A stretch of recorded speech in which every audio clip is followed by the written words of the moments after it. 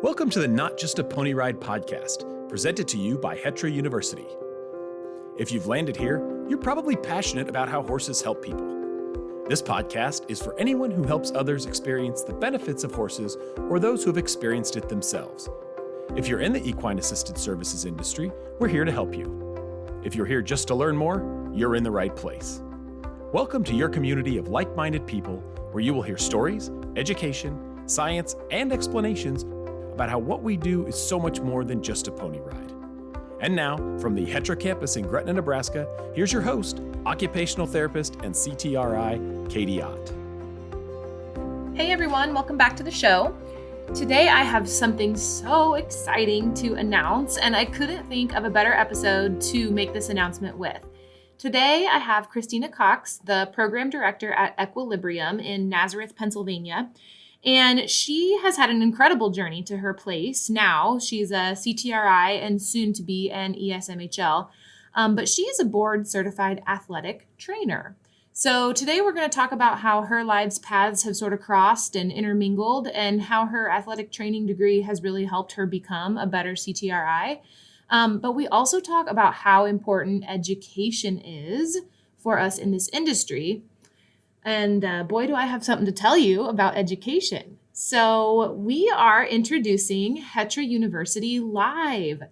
If you've been following the podcast a while, you know how important education is to us. And we truly believe that the more we can lean on each other for our knowledge that this industry needs, the more participant lives that we are ultimately able to impact, right? So we're thrilled to take the energy from this podcast and our mentoring program and our extensive webinar list and turn it into this live in-person conference. So in February of 2024, come on over to the Hetra Barn. You can observe our adaptive riding sessions live as they're happening with some one-on-one type mentorship from our amazing staff. And we're going to host a networking event that evening. And then the next day, we're going to kick it off with a dynamic, hands-on saddle fit session where you can learn really practical saddle fitting advice for your center from our awesome equine staff here at Hetra. But then my personal favorite is exploring the influence of horse movement and how it impacts the rider. So we're actually going to look at several of our Hetra horses and kind of pick apart their movement and really look at anatomically and kind of biomechanically what is happening to the horse and the rider, and how do we harness the power of both of those movements to really create the best sessions for our participants. This is all happening February 15th and 16th prior to the PATH Region 7 conference weekend. We're also hosting the Region 7 conference here at Hetra. So please click on the link in the show notes to get more information on the timing and all the details of what's included for the low price of $50. If you're a part of our educational club at Patreon, you're actually going to get this in-person conference for $40. So I know you're all thinking, well, where's the link for that? You can check all of those things in the show notes or come over to us at hetrauniversity.org. Enjoy this episode. Welcome to the show, Christina. I'm so glad to have you. After our many attempts at trying to find the correct time zones we were in, and now here we are. So why don't we get started by you just telling our listeners a little bit about you and what you do and where you are. Awesome. Thanks, Katie. Thanks for having me on. I'm excited. My name is Christina Cox. I am a certified athletic trainer. I am also a certified therapeutic riding instructor through PATH, and I am on my way to finishing up my ESMHL certification. Guess I should note the time zone difference. So I'm from Nazareth, Pennsylvania, born and raised, went away to college, came back, been here ever since. So very good. So you have a little bit of a different background than some people that get into the therapeutic, riding and therapeutic horsemanship world as an athletic trainer. So I'm looking forward to talk to you a little bit about that and kind of how you found the CTRI process in that. But why don't you give us a little background kind of on your education and how you, got into athletic training? Have you been a horse person your whole life? Yeah, actually, I started riding when I was 5. Wow. Nope, 7. Sorry. 7, I started. And I loved it. I started out, I think, as most young kids do, just taking riding lessons. And then it turned into, we got a horse. My mom and I rode together. So, we got a horse that we could share. And then I got to be, I think I was 14 and I wanted to play softball. I grew up in a baseball family. So my brothers were playing baseball. My dad was coaching and I wanted to get into softball. So I decided that would be a fun thing to do with a different group of friends. As your barn friends that you grow up with are a little bit different than your school friends usually. So I started playing softball, and during, I think, my second year of softball, I tore my ACL, sliding into third base. I was not safe. And from there, I had to have surgery and go through rehab. And as a 14-year-old, it was really, really tough on me. But for some reason, I took an interest, as much as I hated physical therapy, mainly because it hurt so much. I took an interest in the physiology behind it. And I didn't really know where that was going to lead at the time, but I liked my PTs and I just kind of developed an interest in the back of my head. And I also told myself I was never going to play softball again because it took me away from riding for 9 months. So I got back into riding. And then, when it came time to start looking for schools, I wanted to go away to college to do like equine science. And this is back in the early to mid 90s. I'm dating myself now, but I remember my mom saying, I'm not paying for you to go to college I wanted to run like a show barn. I just wanted to do what my instructor did. I was like, I want to own a barn and I want to teach riding lessons. And she's like, you do not need a college degree to do that. And I'm like, but they have them. And she said, it's too bad. So I was kind of forced. I am grateful for this to this day, but, kind of forced to not pursue the equine science route. And I had my doctor, my orthopedic surgeon was the team physician for the college I was at. I went to Moravian College to start, and he was the team physician.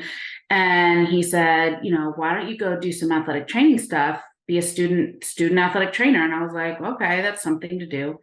So I went and I loved it. Within like a month or two, I loved it. So I actually ended up transferring to East Stroudsburg University, getting my degree in athletic training and sports medicine.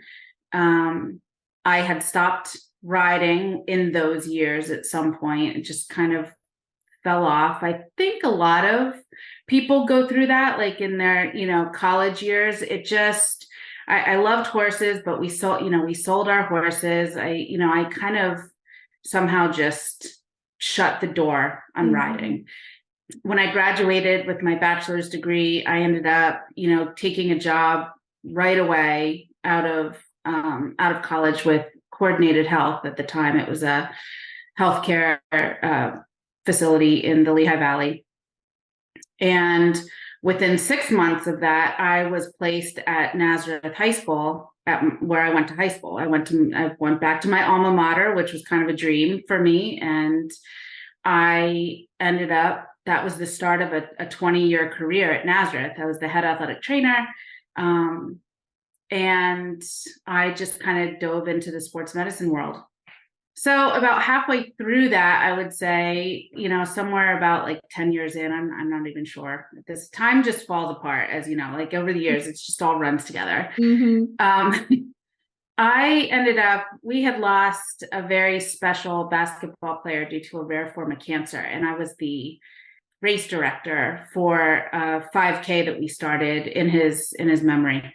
While I was the race director, at one of the races, somebody had come and left, like people would leave flyers, like for fundraisers or businesses. And so we were cleaning up.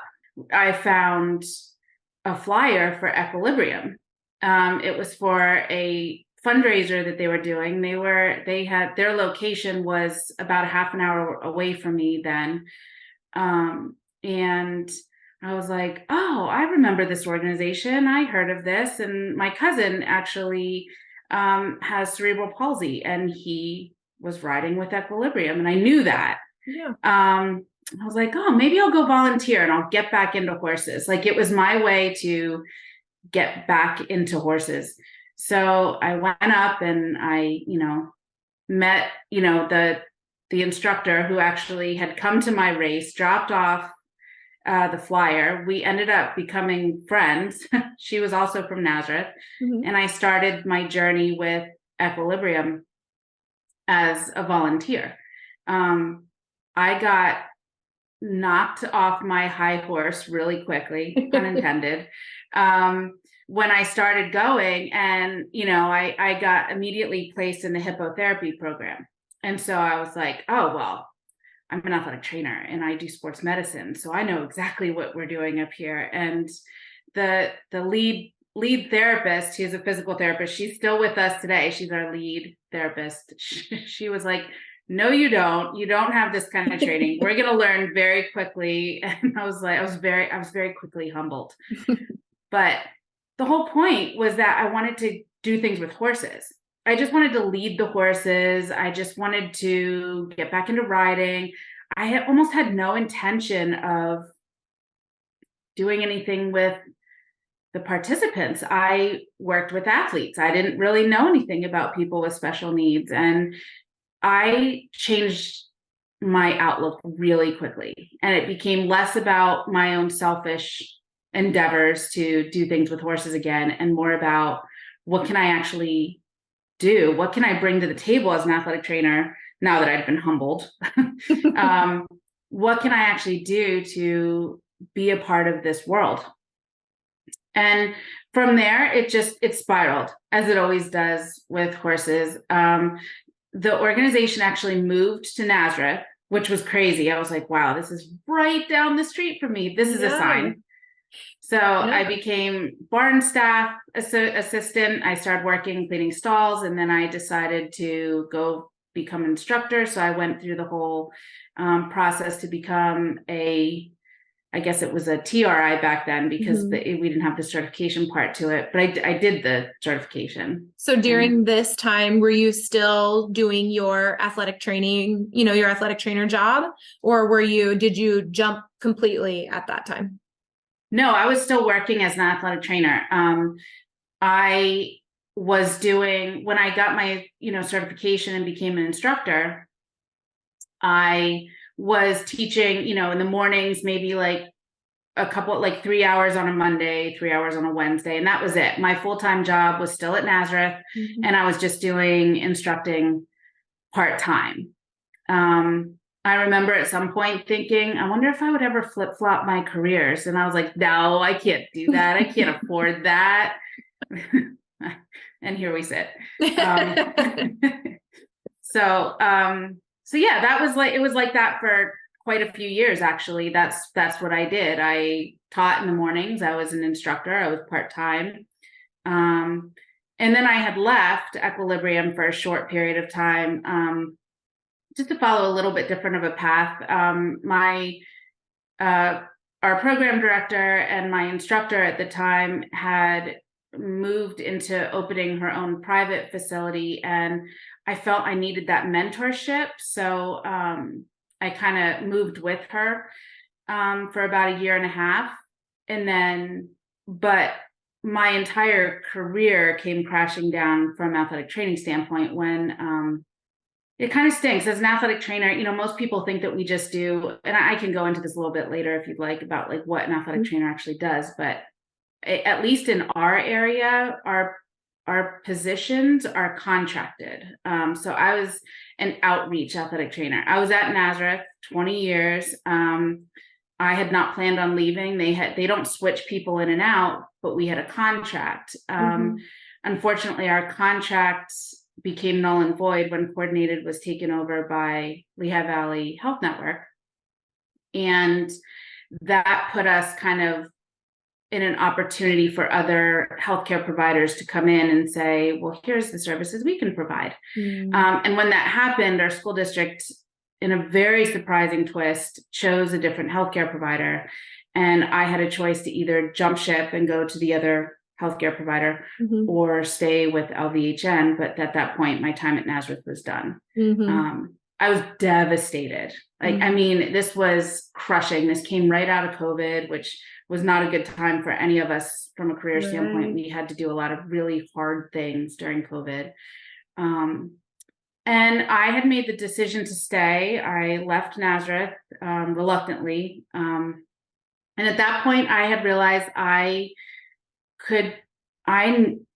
knew how much I loved what I did, how what I did was so purposeful that I couldn't go back to just working a job to make money. To me, that's not why I went to work every day. I never went to work in those 20 years thinking, I have to go here today and cover this football game because if I don't, I won't make money. I mean, I went because I loved what I did. And what so a beautiful thing. It was. And you take that for granted, I think. I didn't realize that now I had to go to work because if I didn't, I would lose my farm. I have my own little farm with my own little horses. And that was my dream come true. And I couldn't lose that. But I also couldn't work just to try and go make a paycheck. So I had the opportunity to potentially take over as program director at Equilibrium. And from there, it's like kind of how the story is written now. I jumped at it. I fought for the position to be full time. And I worked really hard to kind of make it what it, the position, what it is today. And so now I am full time doing therapeutic horsemanship and I do athletic training per diem. Very so that's good. my story. Wow. What a full circle thing from like finding a flyer when you were cleaning up, a 5K to where you are now as a full-time. So is your position now full-time program director at Equilibrium? Yes. Yep. Great. I've been in that position, or it's been full-time for almost 3 years, 2.5, 3 years now. So awesome. Yeah. How are you finding your, do you still, find that same joy that you did athletic training? I mean, do you still feel like you're not going to work for a paycheck? I don't really know how to fully describe this because I just don't think words can actually convey it. But if I thought what I did before was so purposeful and fulfilling and I loved, I feel that like tenfold now. I didn't know if I could love something more than what I did, but I do. I mean, to the point where our executive director, Jesse, has to tell me, you need to take off. I love going to work. I love everything about it. There's not a day that's come by where I'm like, God, I can't believe I have to go deal with this. I love it so much. So yeah, I feel truly, truly blessed. Very good. That's all we ever want. That's the ultimate goal, I think, for lots of people. And something that we are very blessed to say in this industry specifically, I think more often than not. So tell me a little bit about kind of what your day looks like now. Are you still instructing classes or are you mostly on the administration side of things? Mostly administration. I've kept a couple lessons and I started developing, I started a program called Equine Assisted Therapeutic Yoga, which is along the same lines of equine assisted movement, but we were doing yoga on horseback. So, not the down dogs, but, just upper body yoga, breathing, mindfulness, that kind of thing. I transitioned that into a fitness class where we're using bands and weights and things like that. So I was teaching those kinds of classes where I really could throw in my athletic training, knowledge and experience. Not a whole, I'm not really teaching any group lessons or anything from that standpoint. That's going to change this winter. I'll be teaching a little bit more, moving into 2024. But it's, just a little bit more. My role is still primarily administrative. Yeah. So how do you feel like your, degree and your experience as an athletic trainer had prepared you for like even going through the CTRI process and like being able to teach those classes or, do groups like the yoga or the exercise and that kind of thing? I mean, obviously I know that that's totally in your wheelhouse, but tell us, the listeners, a little bit about kind of how you feel those overlapped or helped you prepare. This episode is sponsored by Freedom Writer. Freedom Riders' mission is to provide safe, top-quality tack, supplies, and resources for riders, horses, instructors, and trainers. Starting in 1996 as a catalog of hard-to-find specialty items for therapeutic riding and driving, this company has grown to include more items for therapeutic riding, hippotherapy, and able-bodied riders of all disciplines. By working with select manufacturers, specialized craftsmen and women, and actually developing their own products based on customer needs. This store carries everything from hard-to-find adaptive tack solutions, saddles, all different kinds of reins, educational books and curriculums, fun equipment like rings, beanbags, sensory items, and so much more. Check out Freedom Rider and all they have to offer at www.freedomrider.com. Yeah, athletic training and sports medicine, to me, I like seeing how people move, the biomechanics of it. Mm-hmm. So for me, I think, and this is where, going back to when I first started and I was volunteering and I was very humbled, it's much different when you're talking about, those who have, physical disabilities. One thing that I thought, just because I had done sports medicine and I had done a lot of, orthopedic rehabilitation, ankle sprains, those ACL rehabs of, we're working with athletes who are, getting back on the field after these injuries. It's way different when you're dealing with somebody with neurologic conditions. That's not something that an athletic trainer is really, we don't go, that's not part of our education. Ironically, now it is. The education curriculum for athletic trainers nowadays is unbelievably extensive, which is why, again, we're still always fighting for that, I hate to say recognition, but awareness of what athletic trainers do. I think a lot of it was really brought to the limelight. And I don't know how many, a lot of our listeners in the horse community, it doesn't really cross over into the sports world that much. But I think almost everybody heard about Damar Hamlin from the Buffalo Bills, who went down last January, having a cardiac incident on the field on Monday Night Football. He's alive today for the most part because of those athletic trainers who jumped in immediately. So that kind of, the extent of our experience and what we're taught. When I went, there wasn't a lot of, I didn't know really what to expect with Down syndrome. It wasn't until I started the CTRI process that I was like, oh, wow, there's, low tone with, those with Down syndrome.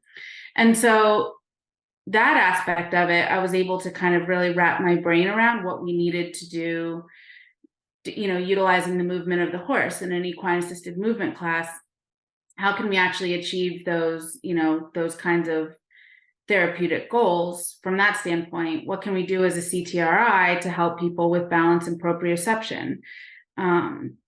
So going through the CTRI process at that time, it was, I felt a lot of it, there was a lot that was similar and translated into my board certification for athletic training. So you spoke a little bit about like the biomechanics of people and how our movement and the way our muscles work and all of that is obviously directly, you see that when you ride, but how about the biomechanics of horses and like how that impacts the rider? Is that something that you found like especially interesting with your horse background and like kind of deconstructing that a little bit? Oh my gosh, I found it so fascinating. I struggle still, I think mainly because I think I have this perfectionist eye. I have to kind of soften my eyes a little bit, from the centered riding perspective between hard eyes and soft eyes. I think with gait analysis. So gait analysis is really hard for me to see sometimes when it's really actually much simpler than what I'm trying to look for, I think. So you take a human and you try and analyze their gait when they're walking just to determine. I'm also a corrective exercise specialist. That's through the National Academy of Sports Medicine. The point of that certification is to be able to take any kind of asymmetry and figure out, why is this person getting chronic ankle sprains? It's not just because they have a weak ankle. They've got, something going on in their hip. So let's, get to the bottom of it and use corrective exercises to prevent or correct, asymmetry. So from that standpoint, you're looking at somebody walk and their movement patterns, and that's for one situation or one issue that they might have that you're trying to work on. But then you take a horse and you put them on a horse and see what their body does and how their movement patterns change when they're on a horse. And then, because you have to look at the horse's movement patterns, what breed is that horse? Are they gaited? What are they older? Do they have, then I go down this rabbit hole. Yeah. Do they have asymmetries? My gosh. Then you do that. Yeah. You're looking, well, their right front knee is arthritic, and that's actually decreasing their flexion in the carpus joint. And so if they're doing that, what is that doing to their hind left? Oh my gosh, you could really, and if their hind left has if they have like a bump in their hip a little bit, that they're kind of, taking a weird step, what's that doing to the rider's right pelvis, pelvic, or, that. So yeah, you can really go down this hole, as this whole rabbit hole. Yes. I also am super geeked out about the biomechanics and how all that stuff works. But I think that is such a huge testament to like, I have to say it, but like what we do is so much more than just like a pony ride, right? Like it's so much more than just riding, because like we're looking at, not every CTRI has the, extensive background that you do, Christina, but thinking about some of that, like if your horse is not, super sound or has kind of a hitch in their giddy up or whatever, that is going to directly impact your rider. And, how do we as instructors, either modify activities that we're doing or, help our participants be successful as possible from a posture and riding standpoint. Because at the end of the day, CTRIs and therapists are different, but it is, in my opinion, at least, that we as instructors should be aware of, how that movement is impacting our riders and how we help them. Right. I think that kind of comes down to, it parallels too, the whole, with athletic training, therapeutic horsemanship, because there's so much that goes into it. Like our CTRIs are so extensively trained, I think, to be able to see these different types of things that, people do think it's just a pony ride. I mean, how much do we always, get, kind of want to smack people when they're like, well, you're not doing any work. Your horse is doing all the work. You're just sitting there. And there's so much that goes into the pairing of the horse and the participant, as you guys do. Our horses, some are really slow. Some, the movement is what's needed to kind of give the participant input that's needed to help them sit up taller. There's just a lot that goes into it. And it's just so important. And it's so fascinating. I just, I really do. I really get nerdy over it.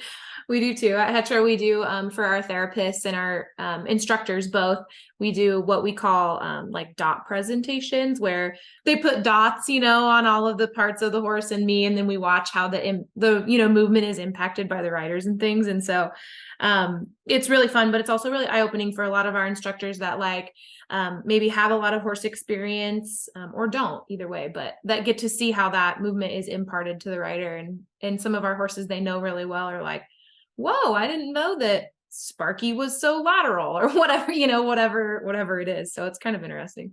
Yeah, absolutely. So I have a question about your degree. This is kind of like a theoretical question. So nowadays, especially, recently, I've seen a lot more degree programs popping up for things like therapeutic horsemanship and that type of a thing. If there was like a therapeutic horsemanship class available to you when you were going through school, do you think you would have like participated in it, or if you knew about it, or what are your thoughts on that? No, it's hard to say where you are all those years ago. My brain was in a totally different area back then. Oh my gosh, I look at Centenary University is only like an hour from us, and they have a wonderful therapeutic riding program there that's actually, and I look at their degree courses just for all their equine, science degrees. And I'm like, oh my God, this is way different than just barn management, back in the 90s. I think if I were in school today, I would absolutely, I mean, part of me wants to go back to college just to do some of those fun degrees. Mm-hmm. But I think we grow up and we're kind of put where we're supposed to be put when we're put there. I almost am ashamed to admit it, but I just read the book by Monty Roberts, his first book, The Man Who Listens to Horses. Yes, that's such a great book. So I bought that in the maybe not in the 90s. Remember when The Horse Whisperer came out? That book, the book, I think, and the movie, Mm-hmm. and the movie got like attention. And I think I'd been out of riding maybe at that point. I was like, ooh, riding, but this is what I used to do. And I think I bought the book and started reading it, and I was like, this is way over my head. This isn't riding stuff. This is just, in my juvenile mind, it was, the man who listens to horses. Like, I just need to ride, Just mumbo jumbo. Yeah, that's all I thought. And I just read it. And because I've really, really recently, I want to say in the last 3 years or so, really have started to focus more on unmounted horsemanship and developing the connection with the horses, and why we're actually in this to begin with. Like, it all comes down to the horses and who they are and what they bring from not only healing perspectives, but just 1,000 different areas. And I really started to think, like, God, I overlooked that as a kid. All I wanted to do was dress my horse up and, pink saddle pads and polo wraps and, do the matchy thing and win ribbons. Mm-hmm. And it's so far beyond that now. So to me back then, I don't know if I would have, because I may not have cared about the therapeutic aspect. I may have just wanted to go and, raise, champion hunter jumpers or something like that. I'm glad I am where I am today, because I see how much more important, the therapeutic side of it is, that, I can help bring those services to others. Right. And I think there has been a huge cultural shift in the last, 10 years, 5 to 10 years, about kind of that more therapeutic perspective. And so that's, I think, part of why we're seeing all these different programs pop up, because there's, maybe they offer classes or like an associate's degree or something that's a little bit smaller, but it's in that class, you might have psychology majors or athletic training majors or, education. You might have, people from every walk of life that come together on this one topic, that we agree that horses are awesome and therapeutic and can be wonderful partners. So I don't know. Yeah, I was just interested on your perspective on that, coming from a different kind of background. Yeah, it's I'm just glad I found it now, at least. Back then maybe it wasn't the right time for it. So yeah, for sure. Yeah. What would you tell maybe someone who is looking at, an exercise science or athletic training degree or something like that, that is interested in what you do to get started or that type of a thing? I think the best way to learn or to dive in or to get your feet wet is to volunteer. I mean, you have to see it, you have to feel it, you have to, books are great, but you have to really experience it to really get it.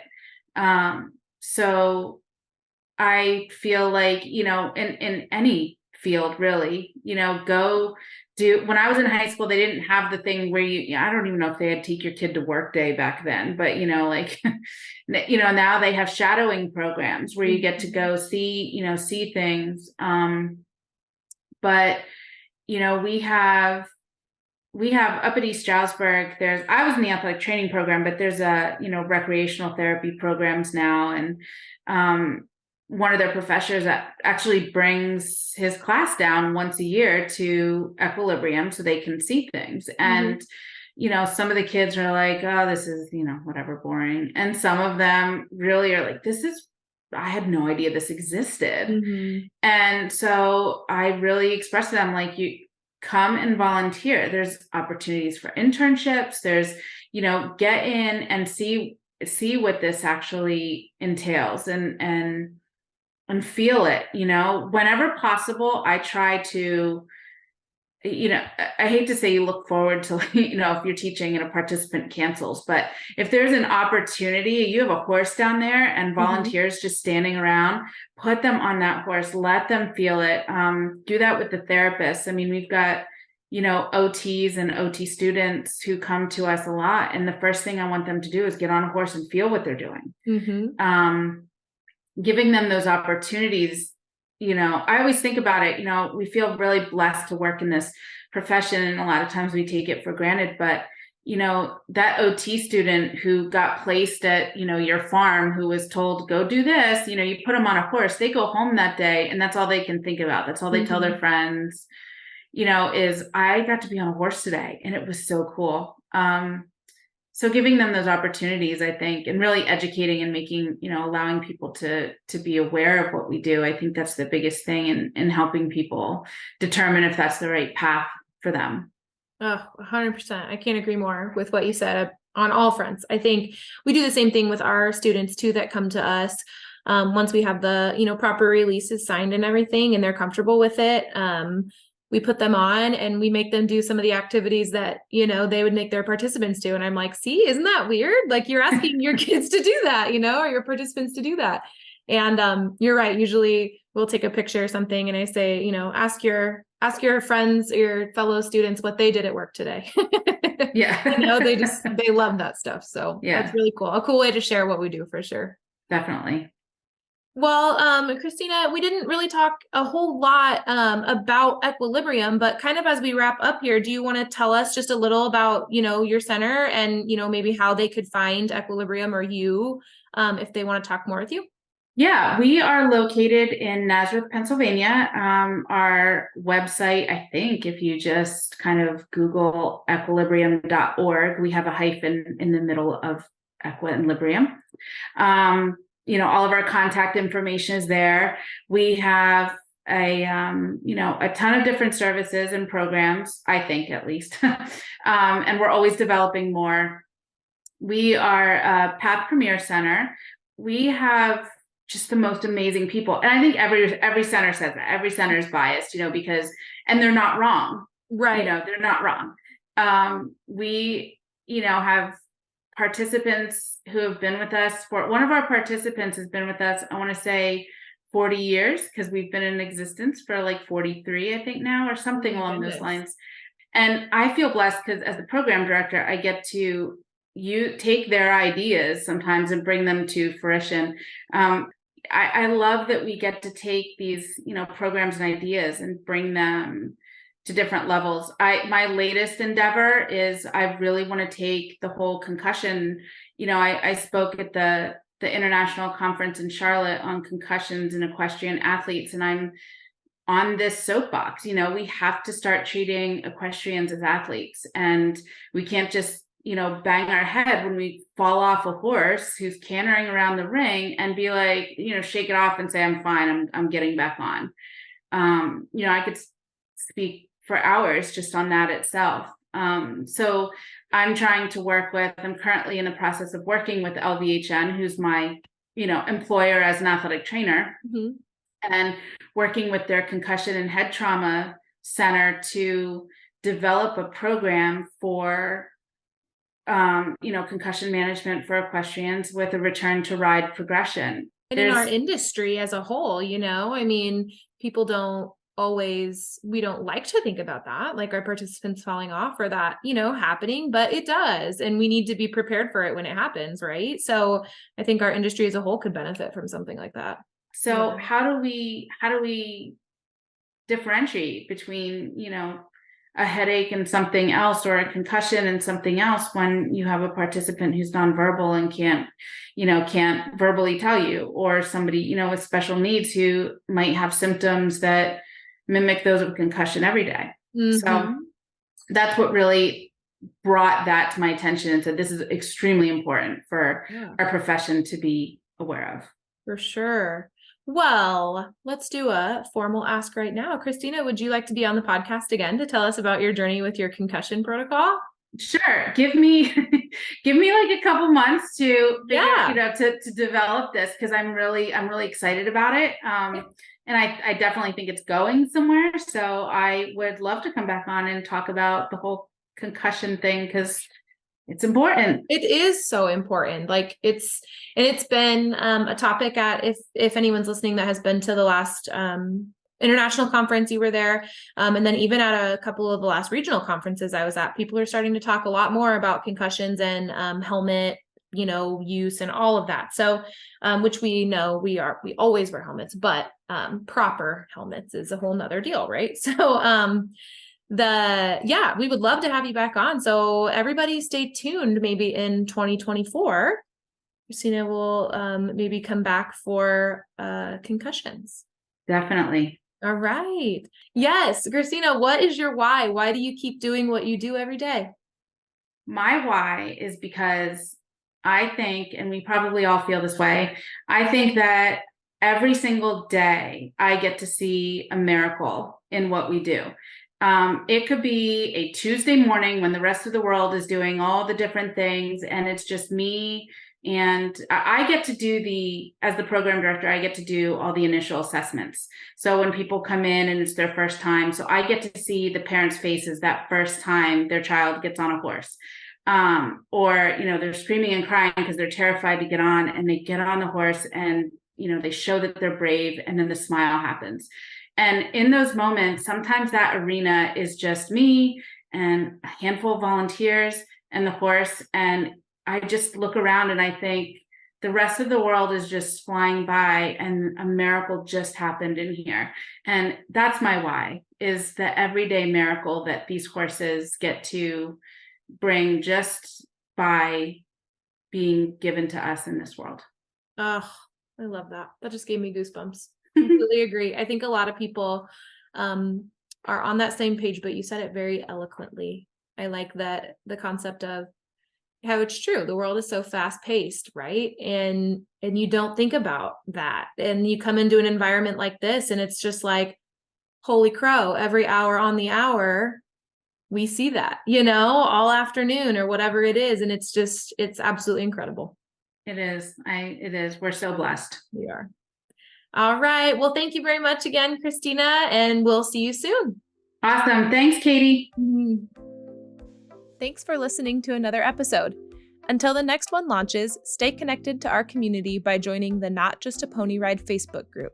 There, we share exclusive educational content, answer your questions, and review new and exciting developments for the EAS community. Don't forget, if you have suggestions for future episode topics or a lead on a great guest that you think our audience would enjoy, click on the link in the show notes or visit us at hetrauniversity.org. This podcast is presented by Hetra University, an educational arm of the Heartland Equine Therapeutic Riding Academy. Hetra University's mission is to provide high-quality educational offerings to our participants and the EAS community. If you'd like to help us work toward our mission, you can make a donation by visiting us online at hetra.org. Again, I can't thank you all enough for helping Hetra change lives one stride at a time.